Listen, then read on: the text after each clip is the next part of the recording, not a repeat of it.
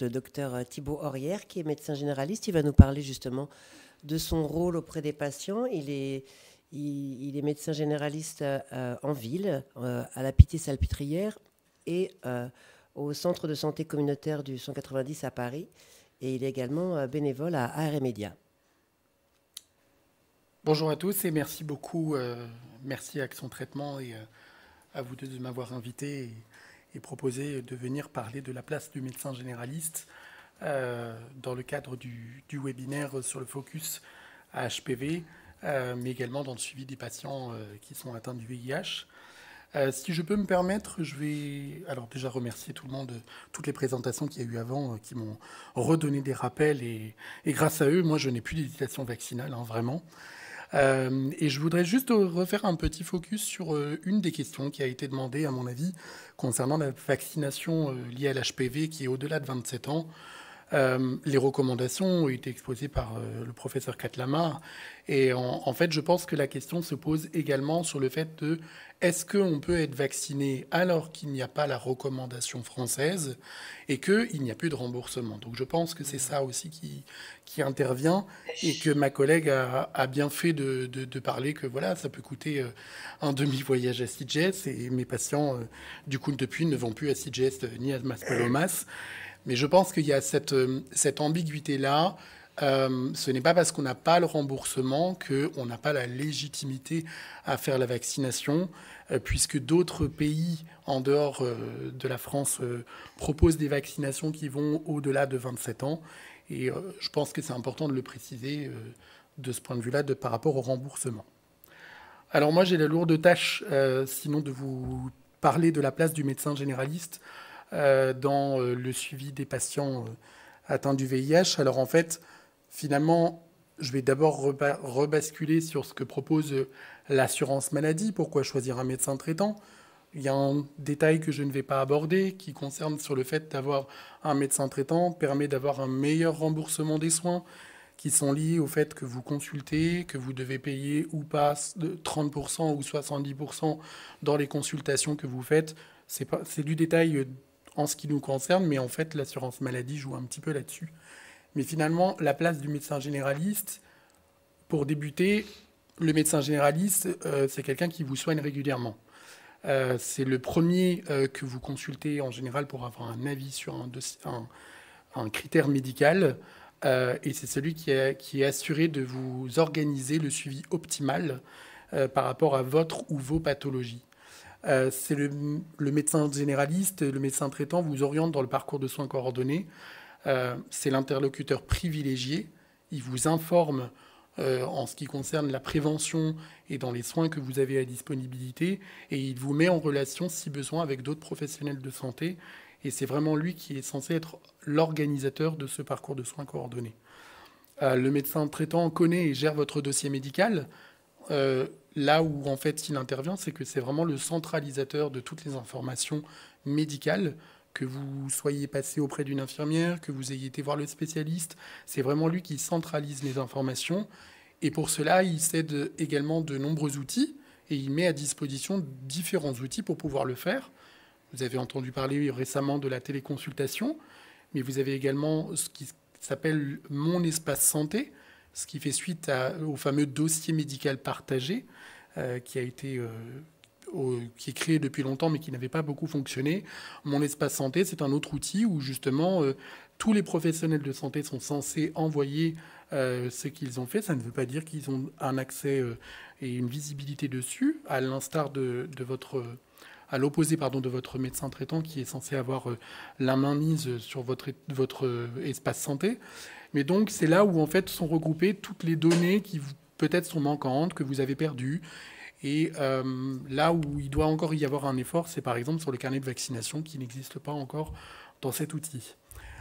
Enfin, le médecin traitant assure une prévention personnalisée. Normalement, il organise la prévention pour réaliser tous les vaccins aux différents âges de la vie, selon les pathologies que vous avez et pour lesquelles vous devez être protégé. Il organise des dépistages, il fait en sorte de vous aider dans le cadre d'un sevrage tabagique, sevrage de l'alcool. Il vous aide un petit peu sur la qualité de votre style de vie, alimentation, et il s'adapte selon votre cas à vous, votre situation personnelle, également selon les âges et les pathologies que vous avez. Et enfin, il établit un protocole de soins que vous suivrez si vous êtes atteint d'une infection longue durée. Encore un détail de l'assurance maladie, mais c'est vrai que c'est principalement le médecin généraliste et le médecin traitant qui organisent cela. Si on regardait un petit peu d'un autre point de vue, une étude s'est un petit peu attardée sur le rôle et la place du médecin généraliste dans la société française au XXIe siècle. Ils expliquent finalement dans leur étude en 2023 que le rôle et la place du médecin généraliste doit évoluer vers une prise en charge globale des patients, l'usage des moyens diagnostiques et thérapeutiques numérisés et le partage des tâches dans une étroite collaboration avec les autres personnels et professionnels soignants s'impose dans le cadre d'une collaboration étroite au sein d'une structure médicale dédiée qui se développe dans les territoires.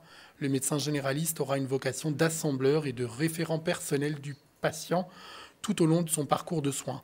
On y voit là un petit peu la place du médecin généraliste au sein de structures comme les centres de santé, les maisons de soins pluriprofessionnelles. Tout ceci commence à émerger, ça n'est pas disponible sur tous les territoires, et vous avez des personnes comme moi qui résistent encore dans les cabinets un peu isolés,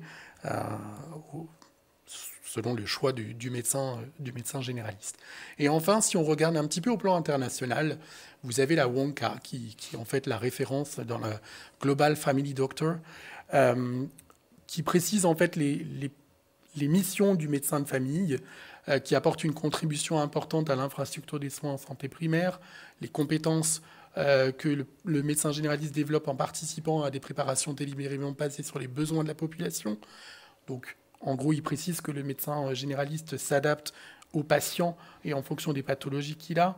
La contribution est encore renforcée lorsque l'éducation est imprégnée. Là, on parle de prévention. Ils fournissent des soins centrés sur la personne de manière globale, continue, équitable à tous les patients de la communauté. Donc en fait, ça précise que là, ça s'adapte en fonction de la culture que l'on a, de la culture sur le plan territorial. Et enfin, les médecins de famille doivent être formés, ce qui leur permet d'avoir une maîtrise de l'ensemble distinct des connaissances, des attitudes et des compétences nécessaires en pratique optimale dans les communautés qu'ils servent. Donc, ils précisent bien qu'il y a vraiment une adaptation selon la population qui vient voir le médecin généraliste, qui donc est différente si nous sommes en France, si nous sommes au Proche-Orient, si nous sommes en Asie, etc. Dans le cas des patients qui sont atteints du VIH, plusieurs situations peuvent se présenter. On aurait pu tourner cette diapositive finalement plutôt de la part des patients. Est-ce qu'ils ont est-ce qu'on découvre leur pathologie? Est-ce que finalement ils rencontrent le médecin alors qu'ils ont un suivi depuis longtemps pour le VIH, etc., etc. On aurait pu tourner cette diapositive, mais moi j'ai repris la diapositive d'un de mes collègues qui se situe à Lyon, qui en fait essayait un petit peu de référencer quel doit être le travail du spécialiste et sur quoi en fait finalement il peut se délester envers le médecin traitant selon si en fait le patient possède un médecin traitant ou non, et en fait est-ce qu'il possède un médecin traitant qui connaît ou qui ne connaît pas le VIH. Et en fait finalement on se rend compte qu'il y a différentes possibilités. Dans le cas où le médecin traitant, il n'y a pas de médecin traitant, le spécialiste doit finalement prendre le rôle du médecin traitant et donc doit assurer tout ce qui a été précisé si on en revient sur les définitions précédentes. Dans le cas où le patient ou la patiente a un médecin traitant qui ne connaît pas le VIH, le médecin traitant suit les recommandations du médecin spécialiste. C'est là où du coup il doit l'aider, le former et l'inviter à faire des démarches en particulier. La déclaration du 100%, le rappel des vaccinations, insister sur quelle vaccination il faut réaliser, etc., etc. Les dépistages, qu'ils soient organisés ou en lien avec la pathologie du ou des patients. Et enfin, si le médecin traitant connaît le VIH, en fait, finalement, le spécialiste informe de ce qui a été fait et il peut tout à fait suivre la suite dans un continuum. Et le principe, c'est de libérer du temps au médecin spécialiste afin que le médecin généraliste traitant fasse le plus de choses autour du parcours de soins. Je vais juste basculer légèrement sur les dépistages pour montrer un petit peu ce sur quoi le médecin généraliste doit essayer de s'attarder, d'autant plus s'il connaît le VIH, c'est qu'en fait, dans les dépistages organisés, vous avez tous ces dépistages qui doivent être réalisés et qui sont à adapter. Et en fait, moi, j'aime bien proposer à mes collègues qui sont généralistes, voici un peu la synthèse que vous pouvez reprendre et que vous pouvez proposer à vos médecins généralistes et médecins traitants, d'autant plus s'ils ne connaissent pas le VIH. Voici un peu tous les dépistages de cancer qu'il faut essayer d'organiser, qui dépendent dans le cadre du carcinome hépatocellulaire, selon si on a une pathologie qui expose à un risque de carcinome hépatocellulaire. Et enfin, pour le cancer de la vessie qui se situe tout en bas, tout dépend si on a des expositions qui sont liées ou pas à un risque de cancer de la vessie. Plusieurs préventions peuvent être adaptées. La vaccination HPV-HR16 qui repose sur la vaccination dont le professeur Katlama nous a rappelé toutes les données, que maintenant plus personne n'a d'hésitation vaccinale pour cela. Et enfin, l'aide au sevrage tabagique dans le cadre du cancer bronchopulmonaire, l'aide à l'éviction solaire dans le cadre des cancers cutanés et l'aide à le sevrage de l'alcool dans le cadre du carcinome hépatocellulaire.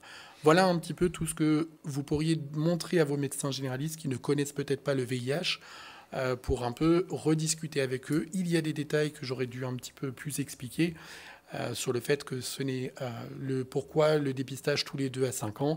Et ben, ça dépend si on a eu une coloscopie auparavant ou alors si on n'a pas fait de coloscopie. À quel âge ça commence? Ça commence à l'âge de 50 ans, plus ou moins avant si vous avez eu des facteurs de risque familiaux. Donc voilà, plein de petites adaptations.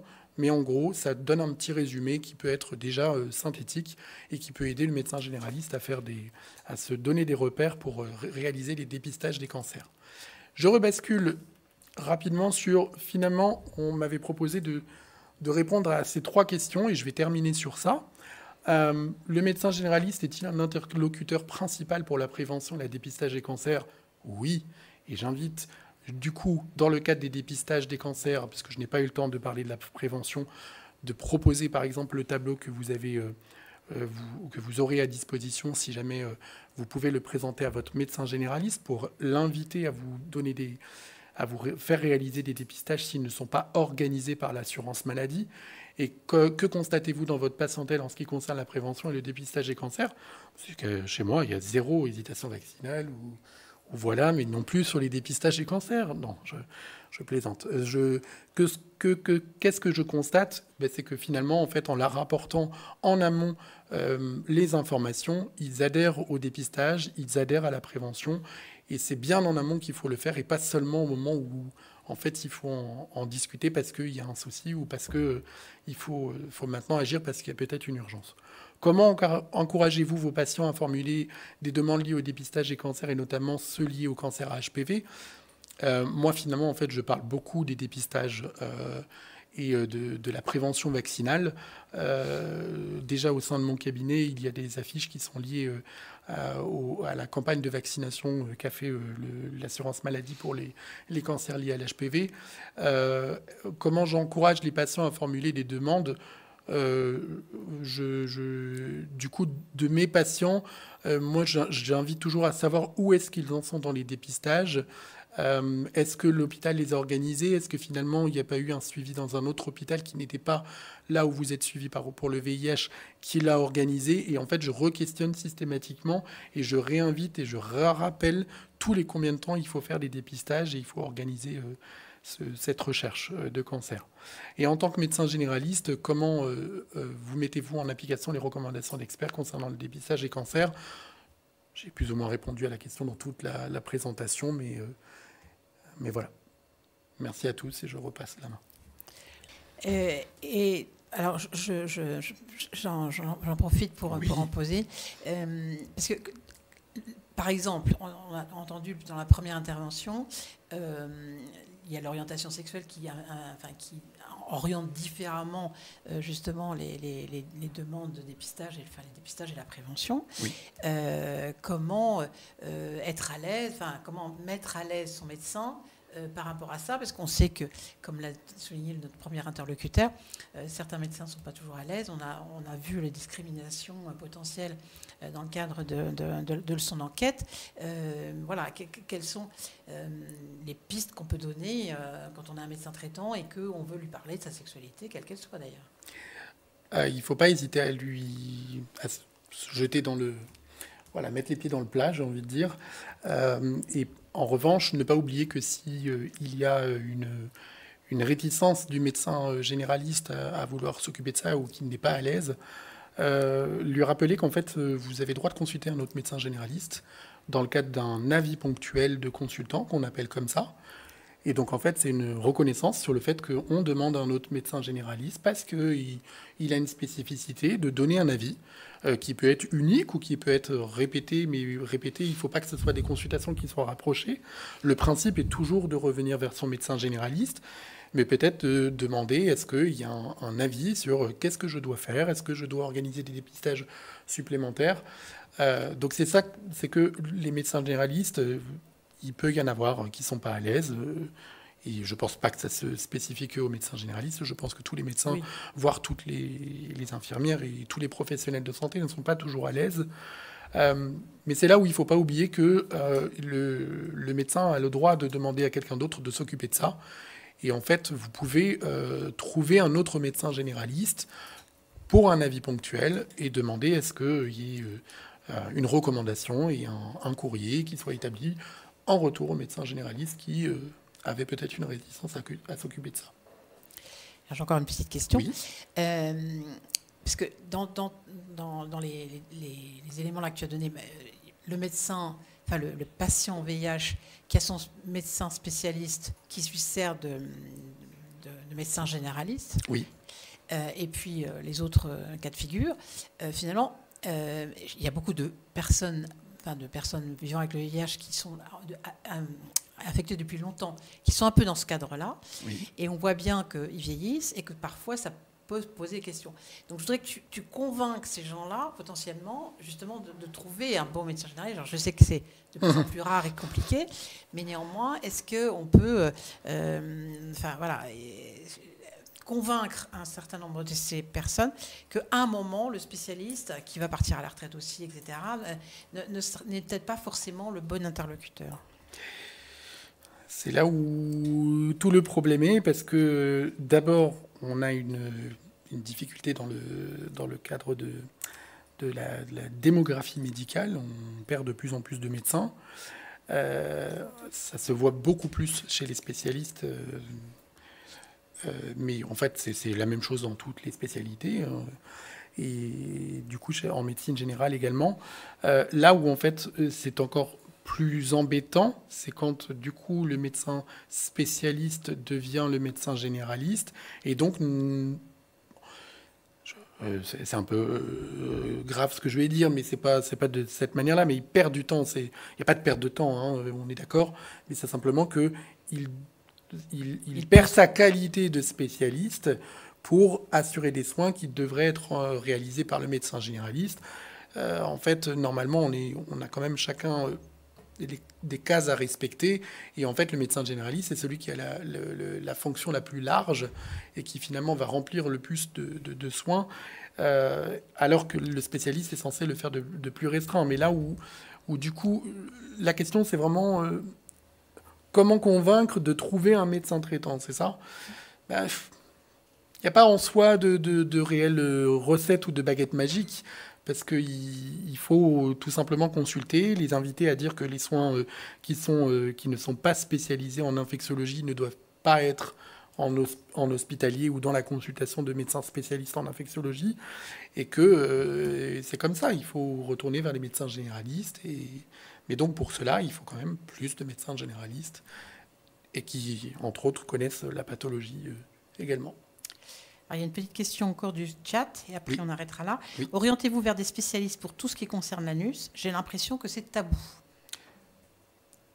Tout ce qui concerne l'anus ? Oui. Non. Moi, non. Le fait de connaître aussi le VIH fait qu'on doit avoir aussi une spécialisation sur quelles peuvent être les conséquences. Donc normalement, si on ne parle que de l'HPV, on doit connaître l'aspect que ça peut avoir si jamais il y a une lésion, qu'elle soit au niveau génital ou au niveau anal ou même au niveau buccal d'ailleurs. On oublie d'en parler, mais le problème, c'est qu'on en voit beaucoup moins au niveau buccal. Mais en fait, du coup, déjà, le fait de réaliser un examen doit être le la fonction première du médecin généraliste. Là où moi, ne le fais pas, déjà de 1, si la personne ne veut pas, je ne vais pas aller du tout insister. Et c'est si secondairement, je sais qu'elle va très vite voir un spécialiste.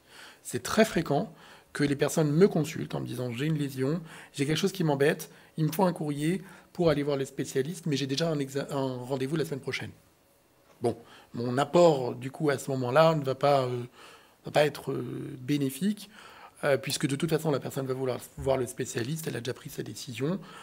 Donc à ce moment-là, moi, je ne freine pas. C'est plus si finalement, je voyais absolument pas de critères d'aller voir un spécialiste.